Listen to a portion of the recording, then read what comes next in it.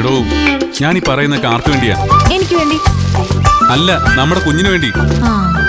അവന് ആരോഗ്യത്തോടെ സൗന്ദര്യത്തോടെ ഒന്ന് ലോകം കാണണ്ടേ? ഓ പിന്നെ കാലത്ത് നടന്നാൽ മാത്രമേ കുഞ്ഞിന് സൗന്ദര്യം ആരോഗ്യം ഉണ്ടാവത്തുള്ളൂ. ആ, എന്നല്ല, നമ്മുടെ കുഞ്ഞിനൊരു ഇത്തിരി സൗന്ദര്യം കൂടുന്നോണ്ട് തനിക്ക് നഷ്ടമൊന്നുമില്ലല്ലോ, ഉണ്ടോ? ആ, ഇനി ഞാനിവിടെ ഇല്ലാത്ത ദിവസമാണെങ്കിൽ നീ ഗോമതേച്ചും കൂട്ടി നടക്കാൻ പോണം കേട്ടാ. ആ, ശീലമായി കഴിഞ്ഞപ്പോ നീ ക്ഷീണമൊന്നും ഉണ്ടാവില്ല. ഓ ഉത്തരവ്.